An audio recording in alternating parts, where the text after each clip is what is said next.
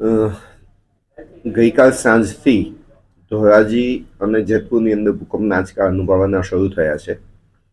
આ સંજોગોની અંદર આજે વહેલી સવારે પણ ભૂકંપના આંચકા અનુભવવા મળ્યા હતા અને મળતી માહિતી મુજબ ઉપલેટા અને ગોંડલમાં પણ ક્યાંક ક્યાંક એવી અસરો થઈ હોય, પણ એને વ્યાપક પ્રમાણમાં ઉપલેટા અને ગોંડલ તાલુકામાં એ અસર નથી. મેક્ઝિમમ અસર ધોરાજી અને જેતપુર ખાતે છે.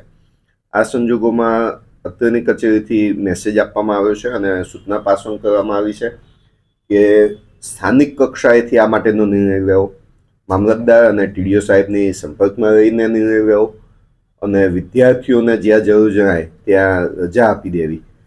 અત્યારે હાલ બંને તાલુકા કક્ષાના અમારા અધિકારીઓ સાથે વાત કરતા જાણવા મળ્યું છે કે ધોરાજી અને જેતપુર બંને તાલુકાઓની અંદર બાળકો માટે રજા આપી દેવામાં આવી છે.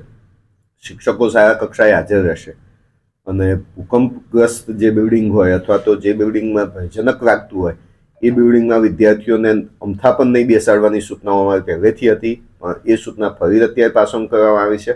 કારણ કે આ જો ભૂકંપના જે આંચકા આવ્યા છે એમાં કોઈક બિલ્ડિંગને ક્ષતિ થઈ હોય તો એનો સર્વે પાછળથી અમે કરાવીશું, પણ આજની તારીખે પણ જો એવું લાગતું હોય તો એ રૂમોમાં વિદ્યાર્થીઓને હવે પછી નહીં બેસાડવા એવી પણ સૂચના પાસ ઓન કરવામાં આવી છે. આજની આ દિવસ પૂરતી તો રજા બંને સ્કૂલોમાં જાહેર થઈ ગઈ છે, પરંતુ અમારી જે આજની સૂચના છે એ મુજબ કે જ્યાં સુધી ભૂકંપના આંચકા કે આવી કુદરતી આપત્તિ કોઈ પણ હોય એ સંજોગોમાં સ્થાનિક કક્ષાએથી એમને નિર્ણય લેવા માટેની પણ સત્તાઓ આપી દેવામાં આવી છે. કદાચ કોઈ આચાર્યને પણ એવું લાગે કે મારી શાળામાં ભૂકંપના આંચકા અત્યારે વધુ અનુભવાય છે સ્થાનિક રીતે અને વિદ્યાર્થીઓ ભયજનક સ્થિતિમાં છે, તો ત્યાં પણ વિદ્યાર્થીઓને રજાઓ આપવાની સત્તાઓ સ્થાનિક કક્ષાએ આપવામાં આવેલી છે. ધોરાજીની અંદર અમારી 48 જેટલી સરકારી પ્રાથમિક શાળાઓ છે. આની અંદર તો રજા આપી દેવામાં આવી છે, પરંતુ જે સૂચનાઓ આપવામાં આવી છે તે ખાનગી શાળાઓને પણ લાગુ પડે છે અને ખાનગી શાળાઓ પણ મોટાભાગની અત્યારે રજા જાહેર કરી દીધી છે.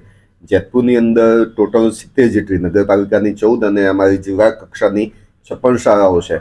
આ 70 શાળાઓમાં રજાઓ જાહેર કરવામાં આવી છે અને જેતપુરની અંદર સ્થાનિક જે શાળાઓ છે ખાનગી શાળાઓ એમાં પણ ઘણી મોટાભાગની શાળાઓએ રજા જાહેર કરી દીધી.